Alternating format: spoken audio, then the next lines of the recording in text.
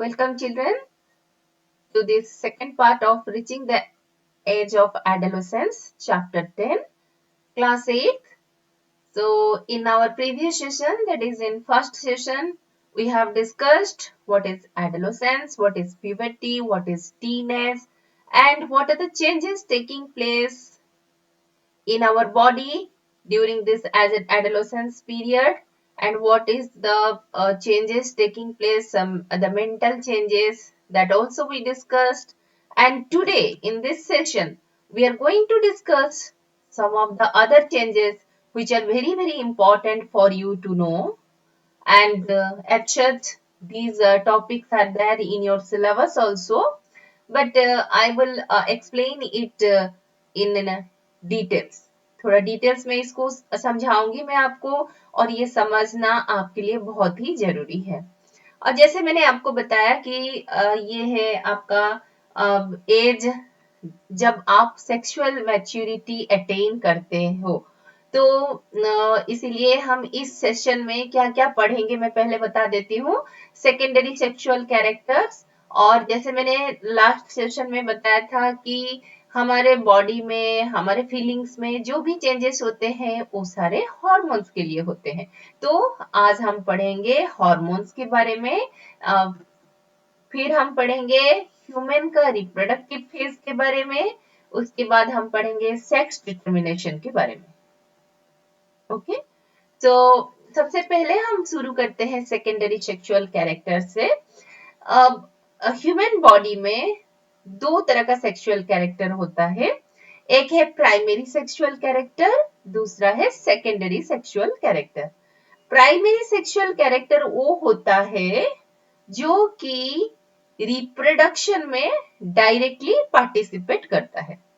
जैसे मेल में testis, penis और जो ग्लैंड है, सेक्स ग्लैंड है, सेक्स ऑर्गन के साथ जो एसोसिएटेड हुआ ग्लैंड है, ये सारे प्राइमरी सेक्सुअल कैरेक्टर्स जो कि डायरेक्टली रिप्रोडक्शन में इन्वॉल्व होते हैं, सेक्सुअल रिप्रोडक्शन में। उसी तरह फीमेल में प्राइमरी सेक्सुअल कैरेक्टर क्या है? यूटेरस, ओविडक्ट और फैलोपियन ट्यूब, ओवरीज, ये सब है primary sexual character. But secondary sexual character क्या है? Secondary sexual character are those characters that distinguish a male from a female. तो ये सेकेंडरी सेक्सुअल कैरेक्टर वो कैरेक्टर्स होते हैं जिसके चलते हम मेल को फीमेल से डिफरेंशिएट कर सकते हैं। मतलब ये सारे कैरेक्टर फिजिकली अपीयर होते हैं, बाहर से हम मेल या फीमेल पता कर सकते हैं। ठीक है, तो सेकेंडरी सेक्सुअल कैरेक्टर डेवलप होता है प्यूबर्टी में। और प्यूबर्टी क्या है मैं ऑलरेडी आपको बता चुकी हूँ प्रीवियस सेशन में।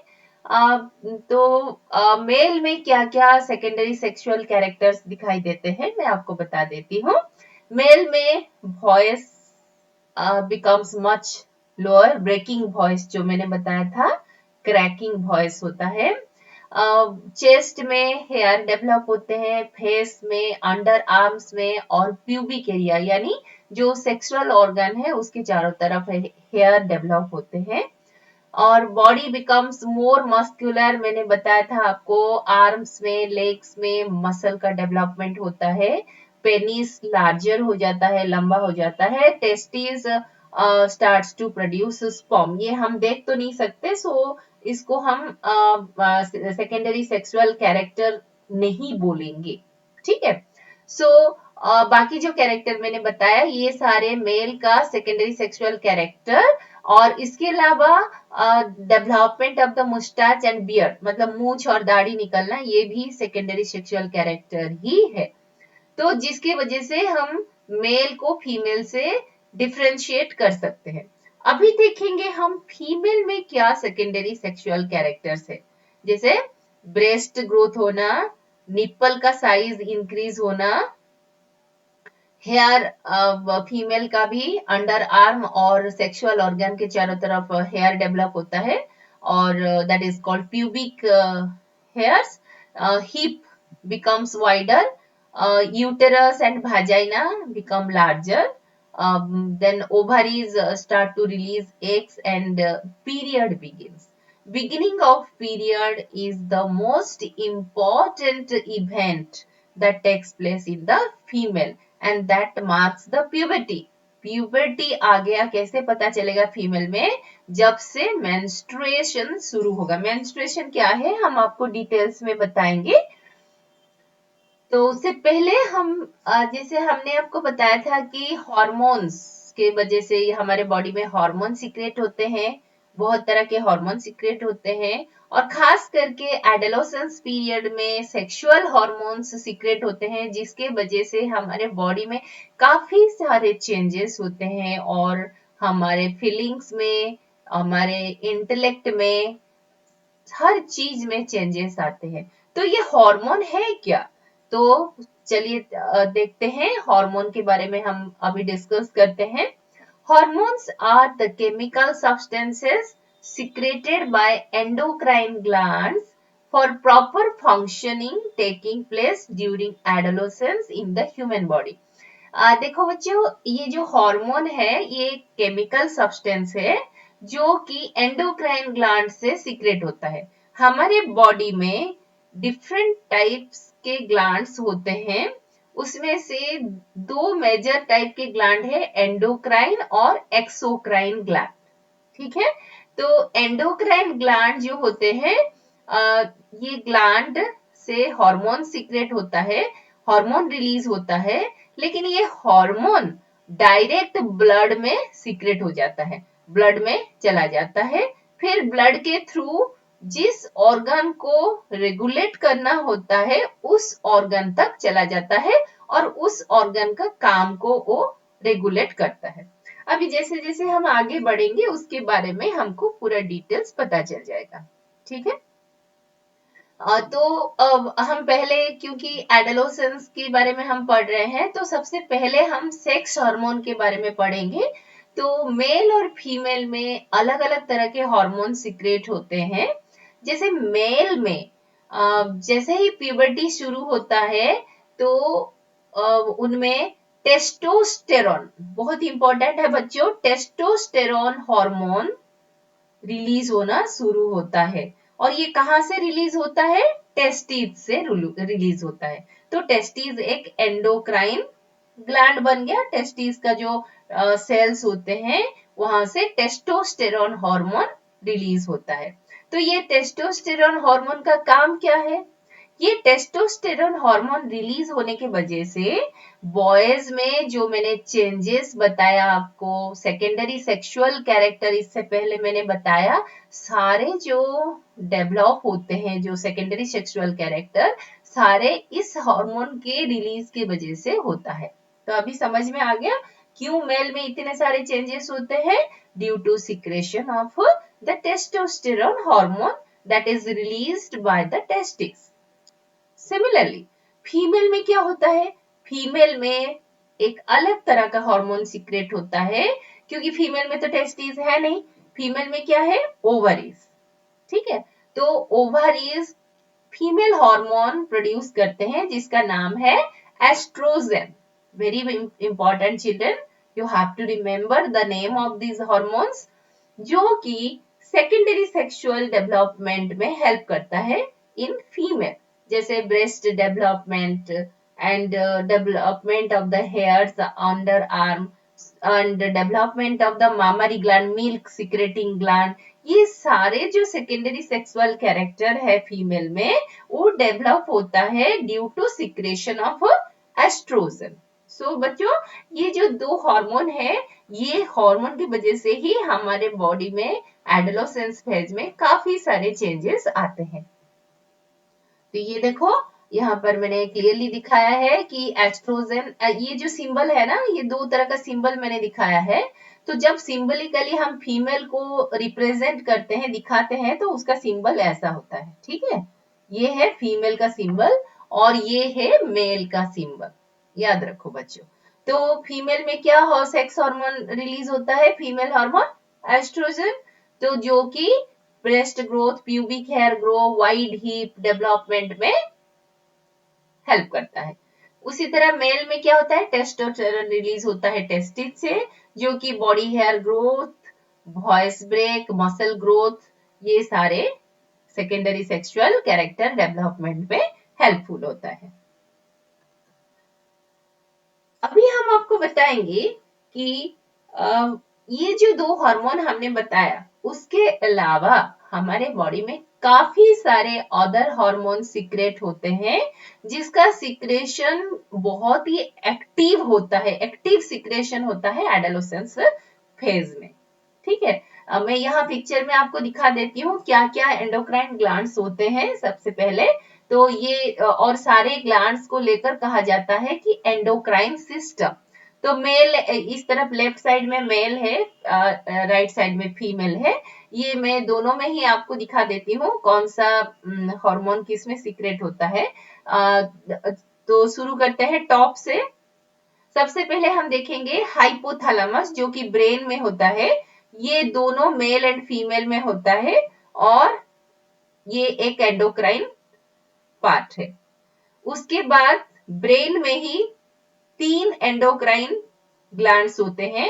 एक है हाइपोथैलेमस, दूसरा पिट्यूटरी, तीसरा पीनियल बॉडी। ये तीनों ग्लैंड मेल फीमेल दोनों में होता है। ठीक है बच्चों, उसके बाद आ जाओ नेक रीजन, गले में। गले में 2 तरह के ग्लैंड्स होते हैं, endocrine glands, thyroid and parathyroid glands, जो कि बोथ मेल एंड फीमेल में होता है। ठीक है, उसके अलावा हमारे चेस्ट में एक ग्लैंड होता है जो कि थाइमस, वो भी मेल फीमेल दोनों में होता है, वो हाथ के पास होता है। ये थाइमस ग्लैंड बच्चों याद रखो, यहाँ मैं ये इंपॉर्टेंट पॉइंट आपको बताने जा रही हूँ।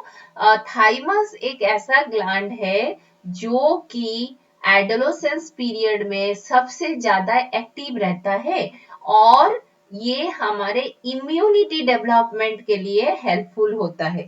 ठीक है, आपने एंटीबॉडी के बारे में सुना होगा। जो एंटीबॉडी प्रोड्यूस होता है तब हमारे बॉडी का इम्यूनिटी स्ट्रांग होता है। तो ये जो थाइमस ग्लैंड है, एंडोक्राइन ग्लैंड है, ये थाइमस ग्लैंड एडोलेसेंट पीरियड खत्म होते होते ये जो थाइमस भी धीरे धीरे इनएक्टिव हो जाता है और इसका साइज भी छोटा हो जाता है। तो बच्चों ये जरूरी है कि एडोलेसेंस पीरियड में हमको अपने न्यूट्रिशन का, अपने हेल्थ का खास ख्याल रखना है, ताकि ये थाइमस जो है एक्टिवली काम करे और जो इम्यूनिटी एडोलेसेंस पीरियड में डेवलप करेगा वो थ्रू आउट लाइफ काम करेगा। क्योंकि हम अगर 20 साल के बाद, 19 साल के बाद थाइमस ग्लैंड को ढूंढेंगे भी तो हमारे बॉडी में नहीं मिलेगा। ठीक है, उसके अलावा और क्या क्या ग्लैंड है, देखो एड्रेनल ग्लैंड है जो कि किडनी के पास है, किडनी से जुड़ा हुआ है। वो भी मेल फीमेल दोनों में होता है और ये हमारे इमोशंस को रेगुलेट करता है। उसके अलावा इसका और भी फंक्शन है, वो हम बाद में पढ़ेंगे। देन उसके बाद हम देख सकते हैं पैनक्रियाज। आप डाइजेस्टिव सिस्टम पढ़े हो, डाइजेस्टिव सिस्टम का एक हिस्सा होता है पैनक्रियाज। सो पैनक्रियाज भी एक एंडोक्राइन ग्लैंड होता है। Actually pancreas gland both exocrine and endocrine gland होता है, इसका कुछ हिस्सा एंडोक्राइन ग्लैंड होता है। ठीक है, उसके बाद हम आएंगे testis and ovary.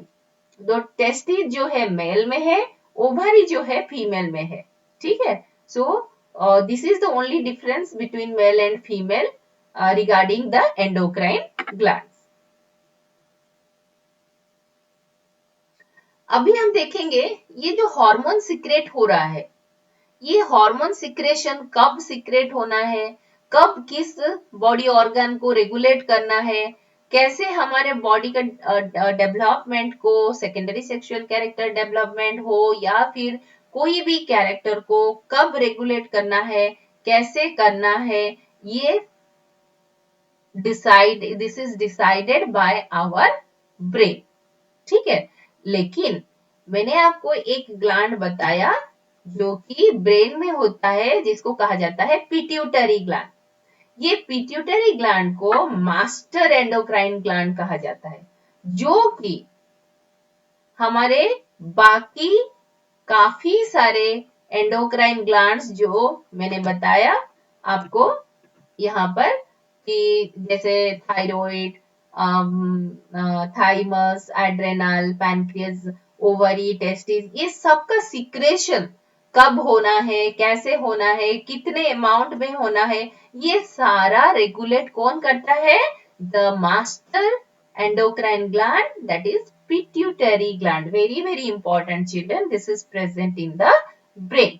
Okay, so the production of all these hormones is under the control of another hormone secreted from an endocrine gland called pituitary gland. Okay, so testis and ovaries से जो sex hormone secrete होते हैं, they are also regulated by the pituitary gland. Okay, so the pituitary gland secretes many hormones, and these hormones in turn regulate the other endocrine glands. जैसे आपका pituitary gland से एक hormone है gonadotropic hormone, ठीक है। ये gonadotropic hormone male में testis को स्टिमुलेट करता है to release the testosterone and also to produce the sperm. Sperm कब प्रोडक्शन होगा वो भी डिसाइड करता है pituitary gland by secreting a particular hormone. Similarly female में ओवा कब मतलब यानी एग कब डेवलप होगा, कब मैच्योर होगा, कब प्रोडक्शन होगा, ये सारा रेगुलेट करता है कौन? Pituitary gland. ओके, तो ये है फ्लो चार्ट जो आपके टेक्स्ट बुक में दिया हुआ है, उसी को ही मैंने रखा है क्योंकि एग्जाम में अक्सर ये पूछा जाता है कि how the hormonal regulation takes place. तो सबसे पहले स्टेज में देखो लिखा है क्या है, hormone from pituitary stimulate testis and ovaries to release testosterone in male and estrogen in female, जो ऑलरेडी मैं आपको बता चुकी हूँ। पिट्यूटरी ग्लैंड से जो हार्मोन रिलीज होता है वो मेल में टेस्टिस को और फीमेल में ओवारी को स्टिमुलेट करता है। तो जब ये टेस्टिस एंड ओवारीज स्टिमुलेट होते हैं तो टेस्टिस से टेस्टोस्टेरोन रिलीज होता है और ओवारी से एस्ट्रोजन रिलीज होता है। ओके, फिर ये हार्मोन जो रिलीज होता है फिर क्या होता है, ये हार्मोन ब्लड में जाता है। It is released in the blood stream and reach parts of the body. ठीक है, ये बॉडी के डिफरेंट पार्ट्स में जाता है। फिर हमारा जो चेंजेस मैंने बताया प्यूबर्टी में जो जो चेंजेस होता है सारे चेंजेस बॉडी का डिफरेंट पार्ट्स में होता है। So that is the last step, stimulate changes in the body at onset of the puberty. Puberty में ही ये सारे हार्मोन सीक्रेट होते हैं और हमारा जो सेकेंडरी सेक्सुअल कैरेक्टर होता है उसका डेवलपमेंट में हेल्पफुल होता है। अभी हम पढ़ेंगे ह्यूमन्स रिप्रोडक्टिव फेज। इसके बारे में जानना बहुत ही जरूरी है। जैसे मैंने बताया था कि रिप्रोडक्टिव फेज कब शुरू होता है, at the beginning of the puberty. Puberty के साथ साथ ये रिप्रोडक्टिव स्टेज शुरू होता है और बॉयज एंड गर्ल्स में ये एज कितना होता है, 11 इयर्स, और कभी कभी गर्ल्स में कि कुछ गर्ल्स में ये 10 इयर्स से शुरू होता है। ओके, सो लेकिन ये कब तक रहता है, ये रिप्रोडक्टिव स्टेज कब तक रहता है, ये याद रखो बच्चों। मेल में much longer period of reproductive phase is that, male काफी लंबे समय तक रिप्रोडक्टिवली एक्टिव रहते हैं यानी रिप्रोड्यूस कर सकते हैं, लेकिन फीमेल का रिप्रोडक्टिव फेज 50 या 55 ईयर एज में खत्म हो जाता है। ठीक है, तो फीमेल का स्टार्ट होता है 10 या 12 इयर्स, 10 to 12 इयर्स में शुरू होता है और 50 इयर्स ऑफ एज और किसी किसी में 55 इयर्स ऑफ एज में वो खत्म हो जाता है। जबकि मेल में 60 इयर्स, 65 इयर्स, इवन 70 इयर्स तक ये रिप्रोडक्टिव स्टेज रहता है। अभी हमने आपको सेकेंडरी सेक्सुअल कैरेक्टर में फीमेल का एक कैरेक्टर बताया था, मेंस्ट्रुएशन। ठीक है, तो अभी हम देखेंगे ये मेंस्ट्रुएशन होता क्या है। जब प्यूबर्टी शुरू होता है तब फीमेल में, गर्ल्स में मेंस्ट्रुएशन शुरू होता है। इसको कहा जाता है रिप्रोडक्टिव साइकिल। ओके, सो जिसमें कि फीमेल में एक कुछ काफी चेंजेस होते हैं सेक्सुअल ऑर्गन्स में, और वो चेंजेस क्या है मैं आपको यहाँ बता देती हूँ। फीमेल में मैंने बताया था कि ओभारी एग प्रोड्यूस करता है, और मेल में टेस्टिस स्पर्म प्रोड्यूस करता है। टेस्टिस एक बार में मिलियंस ऑफ स्पर्म प्रोड्यूस करता है, लेकिन फीमेल में एक महीने में एक ही एग एक ही ओभारी से रिलीज होता है। समझ में आया? फीमेल में एक एग एक ओभारी से एक महीने में रिलीज होता है। ठीक है, यानी मान लो इस in the month of January, या फिर इस महीने एक महीने में लेफ्ट ओवरी से एक एग रिलीज हुआ, तो रूल ये है कि automatically it is regulated by hormone कि नेक्स्ट मंथ में राइट ओवरी से नेक्स्ट दूसरा एग रिलीज होगा। लेकिन ये कभी कभी वैरी भी करता है, ये अलग भी हो सकता है। ठीक है, ये जो एग रिलीज, एक तो है एग रिलीज होता है रिप्रोडक्टिव फेज में, हर महीने एक एक एग रिलीज होता है एक ओवरी से।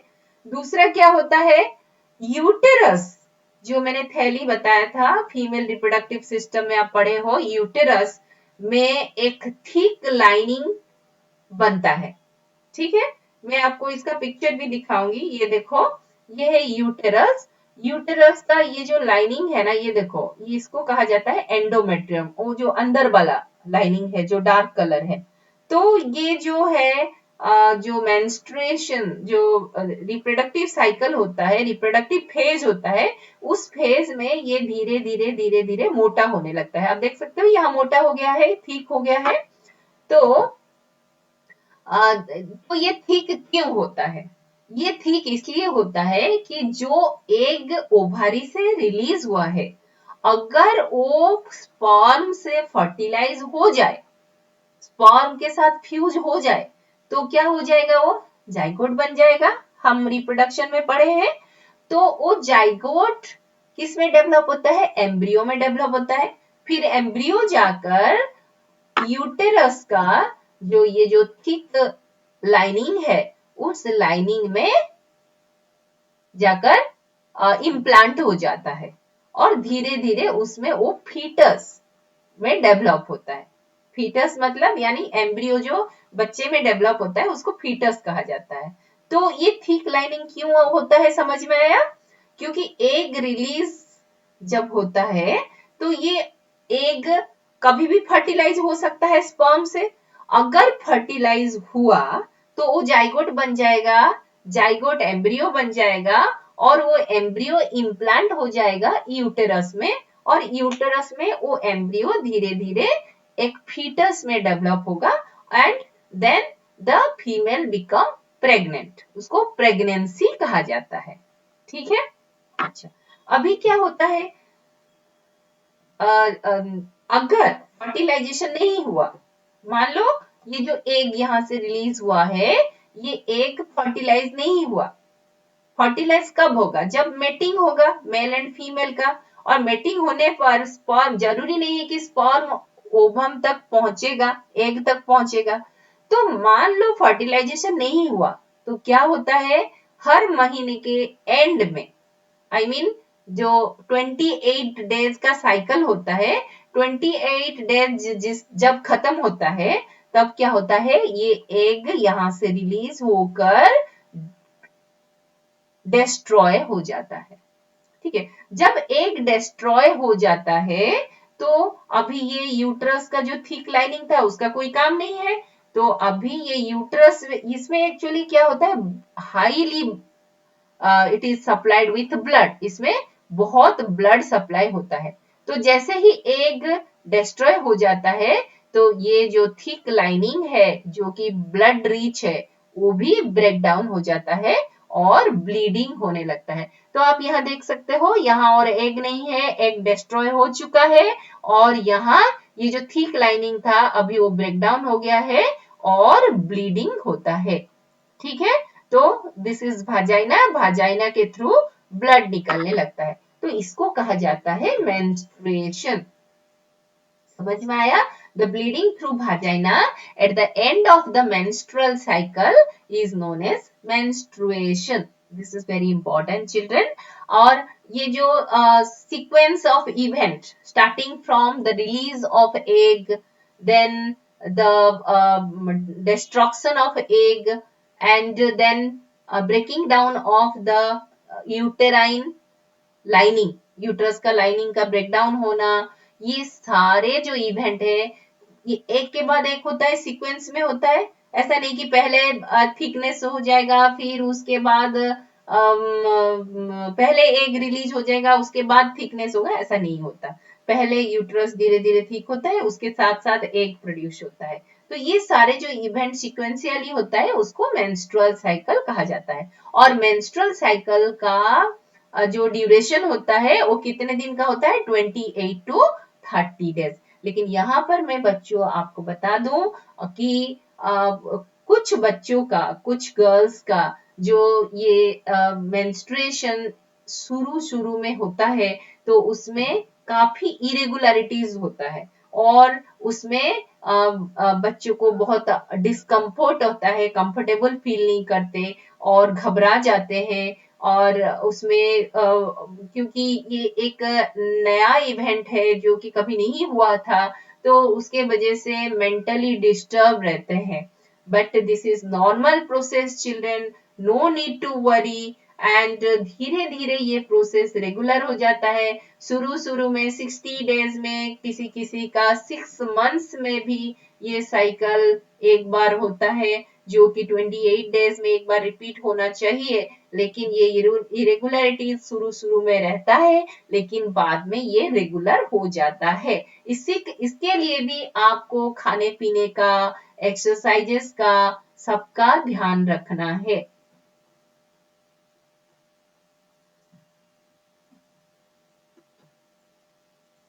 ये देखो, तो ये यूटेरस का जो देखो, ये देखो, this is when the that is the lining of the uterus is thick। ये डायग्राम में इस तरफ दिखाया गया है, थिक लाइनिंग। और ये जब ब्लीडिंग हो जाता है तब ये थीन हो जाता है। ठीक है, ड्यूरिंग पीरियड, मतलब मेंस्ट्रुएशन जब होता है, ब्लीडिंग होता है, तब ये धीरे धीरे थीन हो जाता है। तो चिल्ड्रन, मैं यहाँ एक मैसेज देना चाहूंगी, menstruation is not a disease. इसमें घबराने की, डरने की कोई बात नहीं। अचानक से जब ब्लीडिंग होता है तो बच्चे डर जाते हैं और क्योंकि ये एक हिडन प्लेस से रिलीज होता है ब्लड, तो बच्चे डर के मारे घर में नहीं बताते, जिसके वजह से काफी सारे परेशानियों का सामना करना पड़ता है। लेकिन बच्चों, ये कोई डिजीज नहीं है, ये कोई गलत काम नहीं है, ये अपने आप बॉडी में एक चेंज होता है जो कि प्यूबर्टी में शुरू होता है। इसीलिए आपको ना ही घबराना है, ना ही कोई तरीका आजमाना है, ना ही आपको डिस्टर्ब्ड होना है। जैसे ही ये शुरू हो जाए इमीडिएटली आपको अपने मदर को बताना है। सो यहाँ और एक मैसेज नीचे लिखा हुआ है बच्चों, a healthy outlook towards a natural bodily function. ये अगर होता है प्यूबर्टी में menstruation, then you should think, आपको सोचना है कि आप हेल्दी हो। अगर ये रेगुलर होता है तो आप हेल्दी हो, क्योंकि ये एक नेचुरल बॉडी का फंक्शन है। अभी हम देखेंगे दो टर्म जो कि बहुत इंपॉर्टेंट है from the examination point of view, menarche and menopause. So menarche क्या है? It is the fast menstrual bleeding in A girls life. जो मैंने बताया, शुरू में जब पहली बार ब्लीडिंग होता है, जो मेंस्ट्रुएशन होता है, उसको कहा जाता है मेनार्च। तो menarche is the beginning of the puberty in a girl. Menopause क्या है? जब रिप्रोडक्टिव स्टेज खत्म हो जाता है, जैसे मैंने बताया 50 या 55 इयर्स में खत्म हो जाता है फीमेल में जो रिप्रोडक्टिव साइकिल, मेंस्ट्रुएशन बंद हो जाता है, मेंस्ट्रुअल साइकिल खत्म हो जाता है और उसको कहा जाता है menopause. That is the end of the reproductive phase. उसके बाद फीमेल और रिप्रोड्यूस नहीं कर सकते। मैंने तो आपको सेक्स हार्मोन के बारे में बता दिया बच्चों, टेस्टोस्टेरोन एंड एस्ट्रोजन, लेकिन उसके अलावा काफी सारे अदर हार्मोन्स जो कि मैंने आपको काफी सारे अदर ग्लैंड्स दिखाए बॉडी में, एंडोक्राइन ग्लैंड्स, वो सारे ऑर्गन, वो सारे ग्लैंड्स काफी सारे हार्मोन सीक्रेट करते हैं और ये सारे हार्मोन जो है एडोलेसेंट पीरियड में सबसे ज्यादा एक्टिव रहते हैं और हमारे बिहेवियर, हमारे इमोशन, हमारे फिजिक सबको रेगुलेट करते हैं। ठीक है, तो उसके बारे में हम अभी तो ऐसे तो काफी सारा हार्मोन्स है, लेकिन जो इम्पोर्टेंट है मेजर ग्लैंड से और मेजर हार्मोन से, उसके बारे में मैं आपको यहाँ बता देती हूँ। तो फिर से वही diagram, just to remind you, recollect you, help you to recollect, same diagram मैंने दिया, क्या क्या ग्लैंड्स होते हैं, मेजर ग्लैंड्स। सो अभी हम शुरू करेंगे थायराइड ग्लैंड से। थायराइड ग्लैंड कहाँ होता है? मैंने बताया था आपको, नेक में होता है। आप देख सकते हो, ये है नेक रीजन। नेक में ये जो है वॉइस बॉक्स है, लैरिंग्स कहा जाता है, जो कि साउंड प्रोड्यूस करता है। उसके जस्ट नीचे दो थायराइड ग्लैंड है, left and right thyroid gland, और दोनों थायराइड ग्लैंड जुड़े हुए हैं। और ये थायराइड ग्लैंड से क्या हार्मोन सीक्रेट होता है? Thyroxine. So children, from this video you can make a very good note by pausing the video, because I have given very good account of the notes. यहाँ से आपको बहुत अच्छा notes भी मिल सकता है। तो यहाँ से मैं फिर से बताती हूँ, थायराइड ग्लैंड से थायरोक्सिन हार्मोन सीक्रेट होता है और इसका काम क्या है? इसका कलर आप तो देख ही रहे हो, it is brownish red colour, और ये सीक्रेट करता है thyroid hormone. Okay, so thyroid hormone is not a single hormone. ठीक है, इसके बारे में आप हायर क्लासेस में पढ़ोगे। तो फिलहाल के लिए आप इतना जानो कि thyroid hormone is secreted from the thyroid gland. Okay, and the hormone is thyroxine and the hormones are called thyroid hormones. The thyroid hormone का काम क्या है? हमारे बॉडी में जो केमिकल रिएक्शन होता है उसको मेटाबॉलिज्म कहा जाता है। तो वो सारे केमिकल रिएक्शन को रेगुलेट करता है थायराइड हार्मोन या थायरोक्सिन। ठीक है, अगर ये थायरोक्सिन का सिक्रेशन हमारे बॉडी में कम हो जाए, तो आपने देखा होगा कुछ लोगों का गले में ना जैसे स्वेलन होता है, फुला हुआ होता है, सूजन होता है, वो थायरोक्सिन की कमी की वजह से होता है, उसको गॉइटर कहा जाता है। तो थायराइड की कमी से गॉइटर होता है, जिसमें लेजीनेस होता है, वो कुछ बच्चे तो मोटे हो जाते हैं या फिर कुछ बच्चे बहुत ही दुबले पतले हो जाते हैं। कुछ बच्चे, इसका दो तरह का सिम्टम्स दिखाई देता है अगर आपको थायराइड की कमी हुई तो, थायरोक्सिन की कमी हुई तो। एक कैटेगरी है जिनमें कि बहुत दुबले पतले हो जाते हैं, खाने को मन नहीं करता, नींद नहीं होता। और एक कैटेगरी होता है जो कि मोटे हो जाते हैं, काम करने को मन नहीं करता, लेजी हो जाते हैं और हमेशा सोने को मन करता है, और उनका जो बॉडी में जो मेटाबॉलिज्म है, केमिकल रिएक्शन है, वो सही नहीं होता। तो यहाँ पर बच्चों में एक चीज आपको बता दूं, एडोलेसेंस फेज में स्पेशली फॉर द गर्ल्स, अगर गर्ल्स में मोटापा बहुत ज्यादा बढ़ रहा है, मेंस्ट्रुअल साइकिल में एबनॉर्मलिटीज दिखाई देता है काफी दिनों तक, ये शुरू शुरू में तो होना ठीक है, लेकिन अगर मान लो 2 साल 3 साल तक अगर ये कंटिन्यू होता है तो आपको थायराइड का चेकअप एक बार करवा लेना चाहिए। उसी तरह बॉयज में, अगर बॉयज सबसे ज्यादा एक्टिव होना चाहिए बॉयज को इस एज में, अगर कोई बॉय अगर लेजीनेस दिखाई देता है, बहुत लीन एंड थीन हो जाता है, काम करने को मन नहीं करता, खाने को मन, इस एज में तो खाने को बहुत मन करता है ना, लेकिन अगर कोई बच्चा खाने को मन नहीं करता तो उसको डॉक्टर के पास जाना है और थायराइड ठीक से काम कर रहा है कि नहीं उसका जांच जरूर करवा लेना है। दूसरा ग्लैंड है बच्चों पैनक्रियास, जो कि डाइजेस्टिव सिस्टम के साथ जुड़ा हुआ है। आप यहाँ डायग्राम में देख सकते हो, पैनक्रियास एक इरेगुलर शेप का ग्लैंड है जो कि स्मॉल इंटेस्टाइन के जो लूप है उसके अंदर है। तो ये पैनक्रियास 2 हार्मोन सीक्रेट करता है, इंसुलिन एंड ग्लूकागन। ठीक है, सो ये जो इंसुलिन और ग्लूकागन, इनका काम है कि ब्लड में जो ग्लूकोज होता है, हमको एनर्जी कौन देता है, हम जो खाना खाते हैं वो खाना अल्टीमेटली ग्लूकोज में कन्वर्ट होता है, फिर जब ग्लूकोज ब्रेकडाउन होता है हमको एनर्जी मिलता है। तो ये ग्लूकोज का लेवल ब्लड में मेंटेन होना जरूरी है।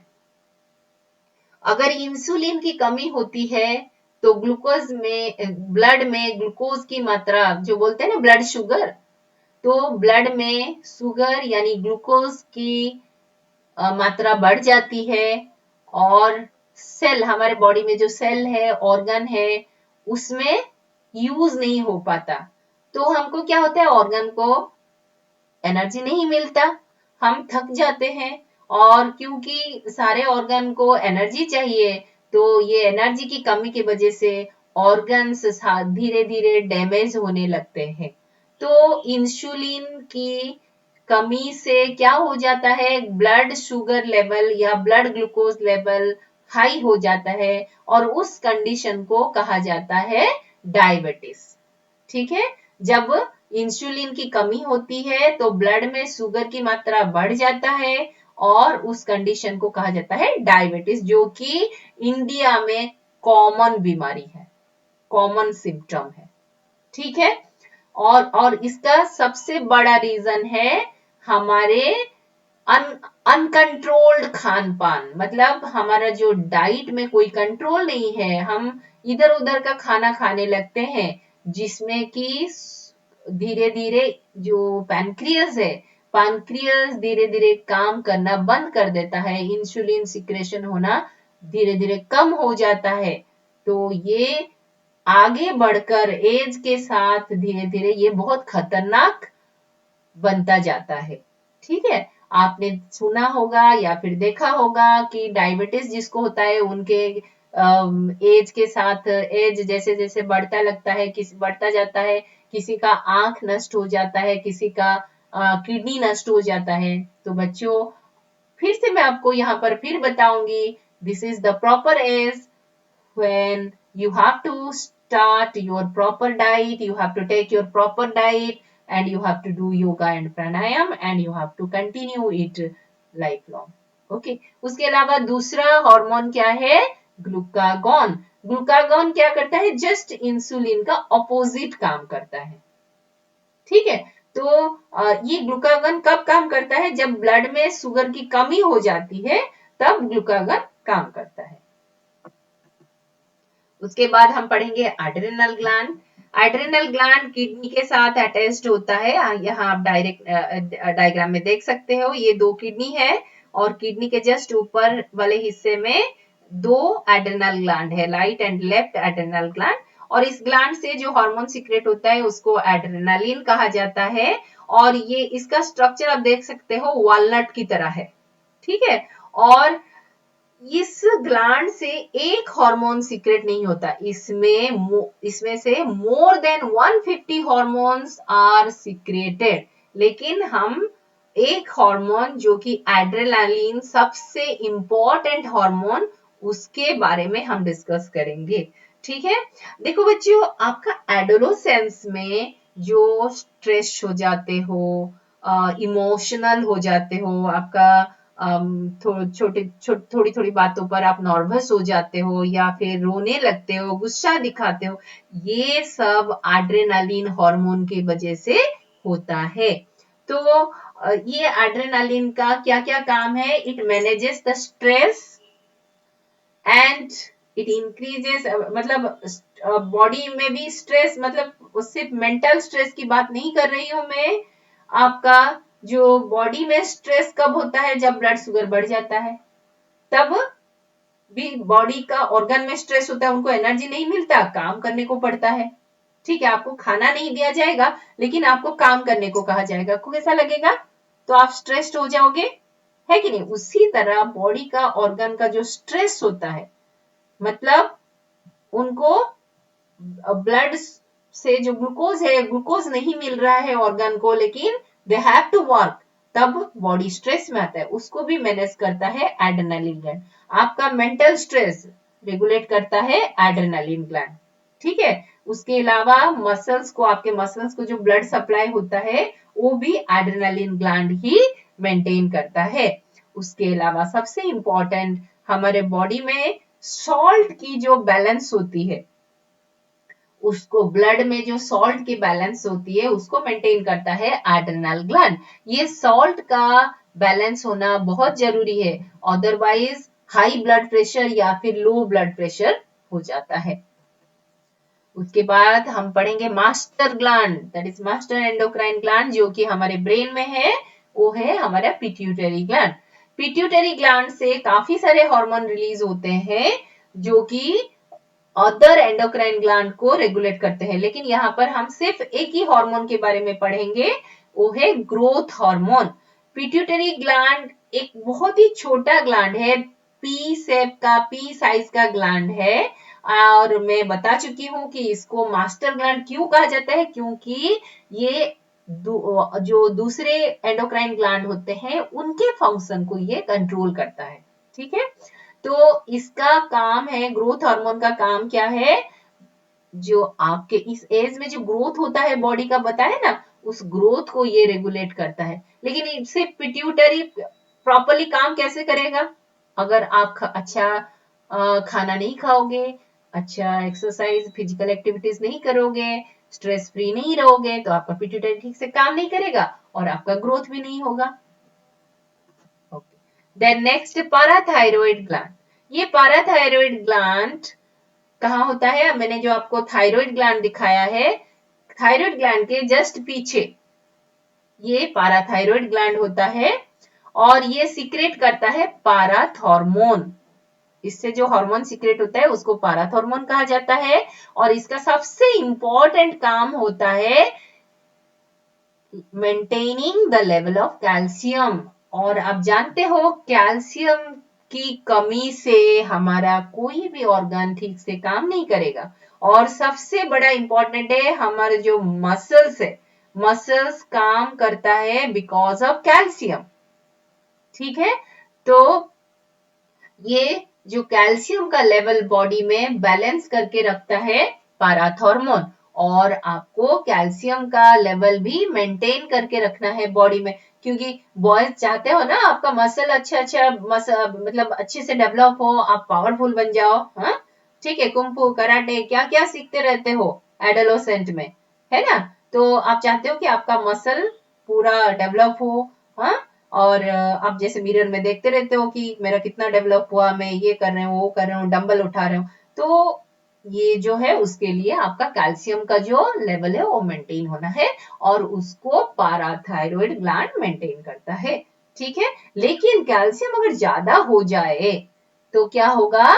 किडनी में जाकर सारे कैल्शियम जम जाएंगे, जो एक्सेस कैल्शियम है जम जाएंगे, और किडनी स्टोन हो जाएगा, वो खतरनाक हो जाएगा। तो उसको, इसका मतलब ये नहीं कि मैम ने बोला है कि कैल्शियम खाना है, कैल्शियम का लेवल ज्यादा करना है तो मसल्स बढ़ेगा, ऐसा नहीं है बच्चों। उसका एक बैलेंस रहना चाहिए बॉडी में, एक्सेस किसी भी चीज का अच्छा नहीं होता। उसके बाद हम देखेंगे पीनियल ग्लैंड।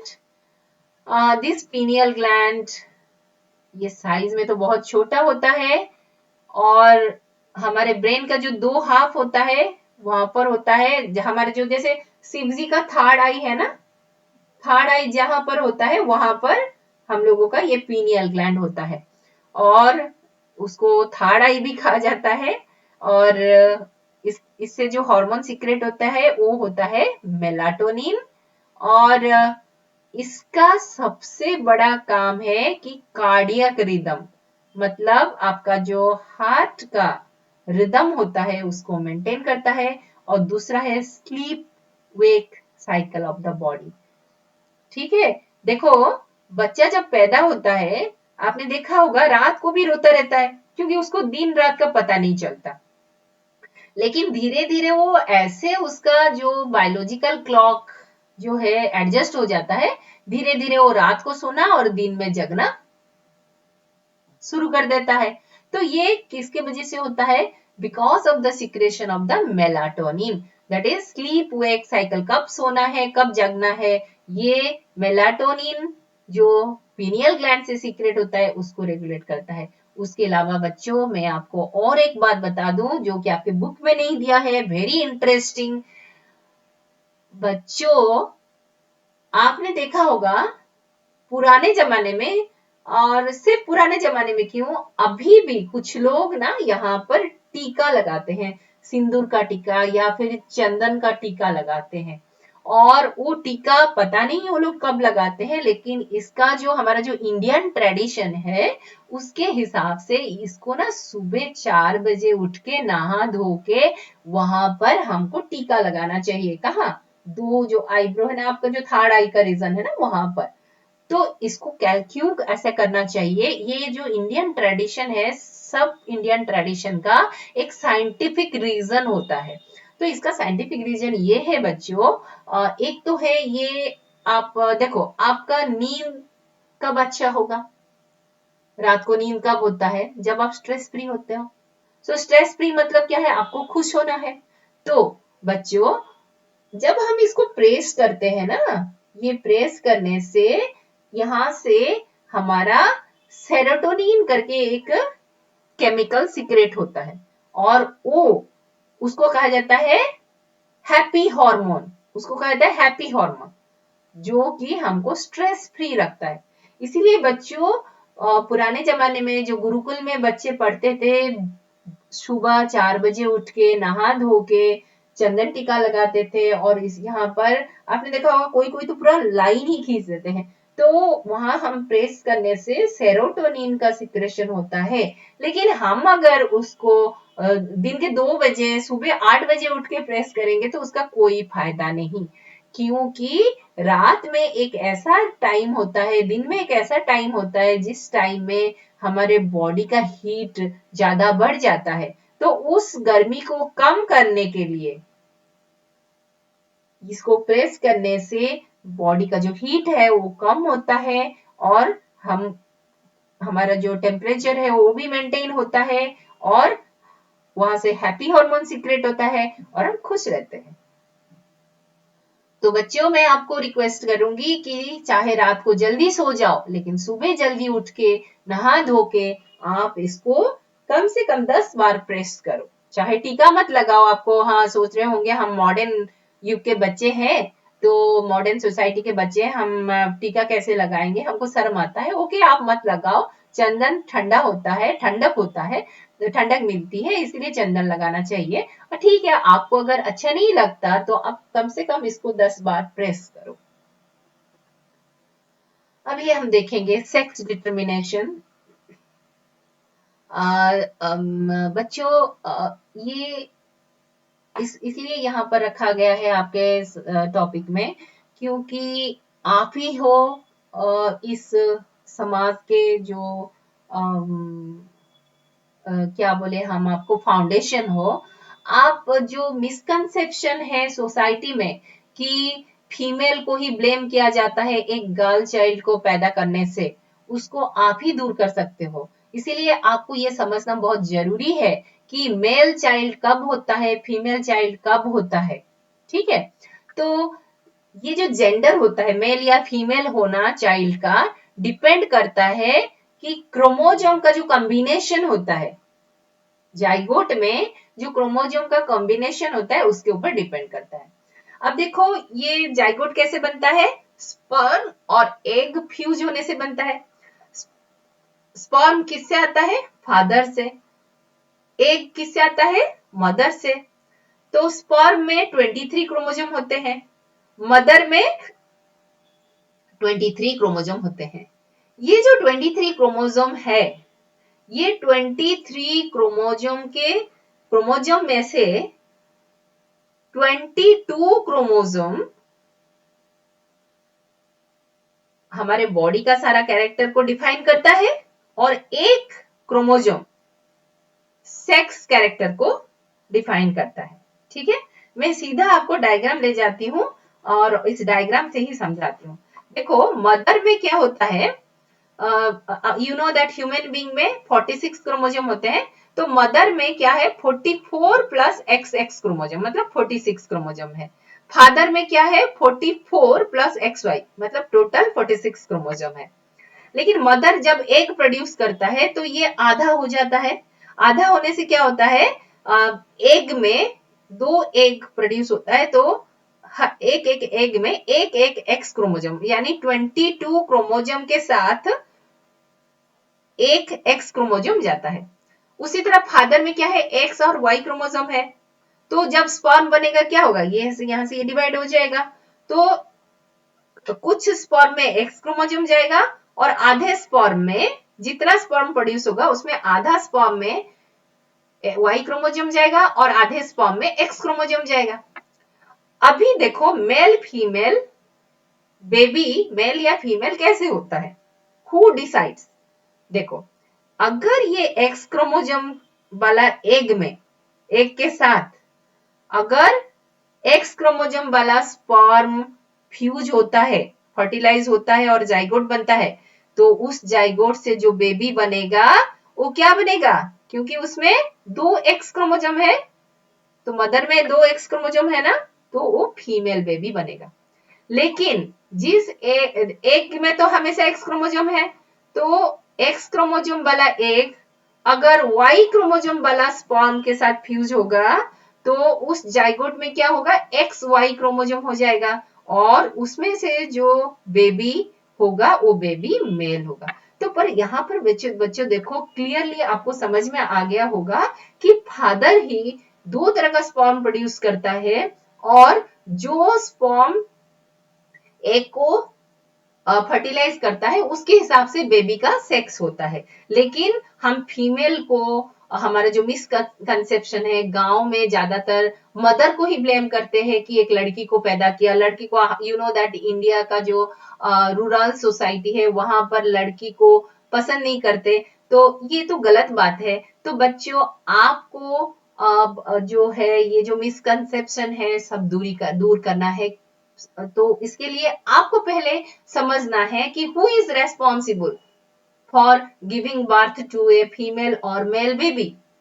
ठीक है, तो यहाँ पर मदर का कोई रोल नहीं होता क्योंकि मदर तो दोनों ही एक्स क्रोमोजोम प्रोड्यूस करती है, लेकिन father X and Y chromosome करती है। लेकिन हम फादर को भी ब्लेम नहीं कर सकते क्योंकि स्पर्म का जो फ्यूजन होता है वो तो रैंडमली होता है, थोड़े ना कोई अपने मर्जी से फ्यूज कराता है या फर्टिलाइज कराता है, वो तो अपने आप हो जाता है। सो ये this is the gift of God. So a male baby, whether it is a male or female baby, it is the gift of God.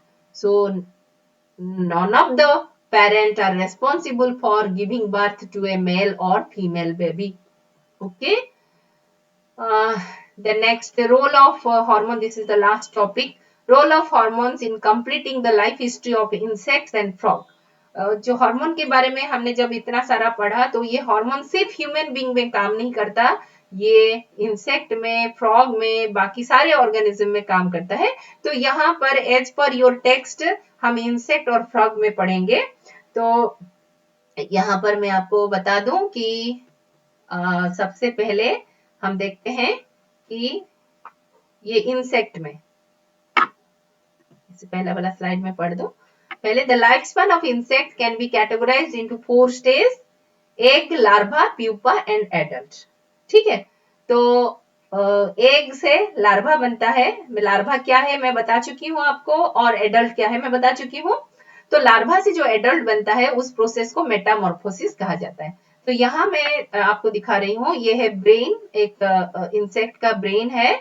This is an insect butterfly का ब्रेन है। तो ब्रेन से hormone release होता है, और जो hormone की वो हार्मोन की नाम आपको अभी याद करने की कोई जरूरत नहीं। और उस हार्मोन के वजह से आप देखो ये ग्रीन कलर में दिया है कि जुवेनाइल हार्मोन। तो ये देखो लार्वा से लेट लार्वा, फिर लेट लार्वा से प्यूपा, फिर प्यूपा से एडल्ट। ये जो डेवलपमेंट होता है इस प्रोसेस को मेटामॉर्फोसिस कहा जाता है, और ये सारे रेगुलेट होता है जुवेनाइल हार्मोन से। ठीक है। देन नेक्स्ट हम देखेंगे फ्रॉग में किस तरह रेगुलेट होता है। फ्रॉग में भी देखो, फ्रॉग ने एग दिया, फिर एग से जाइगोट बना फर्टिलाइजेशन के बाद, और एग से लार्वा बना। अभी ये लार्वा डेवलप होता है फिर एडल्ट में। ये कैसे बनता है? थायरोक्सिन हार्मोन की वजह से। लार्वा का अगर थायरोक्सिन सिंथेसिस नहीं होगा, थायरोक्सिन ग्लैंड अगर काम नहीं करेगा, तो ये आपका एडल्ट में कन्वर्ट नहीं हो पाएगा। अक्सर ये क्वेश्चन पूछा जाता है कि if there will be deficiency of thyroxine hormone, then what will happen to the larva of frog? Then the answer will be that larva will never develop into adult, rather it will be a bigger sized larva, एक बड़ा सा larva बन जाएगा ये। ठीक है। तो इस ये थायरोक्सिन उनको थायरोक्सिन बच्चों याद रखो, थायरोक्सिन हार्मोन सिंथेसिस के लिए आयोडीन की जरूरी होती है। आपने देखा होगा एडवर्टाइजमेंट देता है ना, आयोडाइज्ड नमक, हाँ, आयोडाइज्ड नमक खाओ कहा जाता है। लेकिन ज्यादा आयोडीन का भी इस्तेमाल करना बहुत खराब होता है, क्योंकि ज्यादा थायरोक्सिन हो जाएगा तो वो भी बॉडी के लिए हानिकारक होता है। तो इनको आयोडीन मिल जाता है, वाटर में जो आयोडीन होता है उस आयोडीन को यूटिलाइज करके इनका जो थायराइड ग्लैंड है, thyroid gland secrets thyroxine hormone, और थायरोक्सिन हार्मोन के वजह से धीरे धीरे ये किस तरह चेंज होता है और डेवलप हो जाता है एडल्ट में। ठीक है। तो बच्चों मैंने आज आपको इस सेशन में हमारा जो हॉर्मोन्स है उसके बारे में बताया, आपको रिप्रोडक्टिव फेज के बारे में बताया, और आपको फ्रॉग और इंसेक्ट जो कि आपका टॉपिक में है उसको थोड़ा मैंने समझा दिया। और बच्चों next session will be very very interesting, जिसमें आपका और कुछ प्रॉब्लम में डिस्कस करने जा रही हूँ, जो कि आप थोड़ा सा आगे जाकर वो प्रॉब्लम फेस करने वाले हो। तो उसके लिए हम अभी से प्रिवेंटिव मेजर्स ले लेंगे। तो मैं आपको बता दूं नेक्स्ट हम क्या पढ़ेंगे, रिप्रोडक्टिव हेल्थ। ये सबसे बहुत इंपॉर्टेंट टॉपिक है। And then adolescence problem, already I have discussed some of the adolescence problem, लेकिन बाकी कुछ एडोलेसेंस प्रॉब्लम है उसको हम डिस्कस करेंगे हमारे नेक्स्ट सेशन में। तो आशा करती हूँ आपको ये मेरा सेशन बहुत अच्छा लगा होगा। अगर आपने मेरे चैनल को सब्सक्राइब नहीं किया तो जरूर सब्सक्राइब कर दीजिए, क्योंकि आपको इसमें हर किसी क्लास के साइंस के वीडियोस मिलेंगे। और वीडियो मैंने ऐसे बनाया कि जिससे आप नोट्स बना सको, और even before the exam, just before the exam you can revise it. Okay. और इसमें काफी कुछ खास करके इस चैप्टर का जो वीडियो मैंने बनाया है ये काफी इंटरेस्टिंग है और आपके लिए बहुत ही लाभदायक है, आपको ये जानना बहुत जरूरी है। और वीडियो देखने के बाद अगर आपको पसंद आए तो लाइक जरूर कर देना, एक अच्छे सा कमेंट दे देना, मुझे अच्छा लगेगा। थैंक यू बच्चों, thank you for watching this video, thank you once again.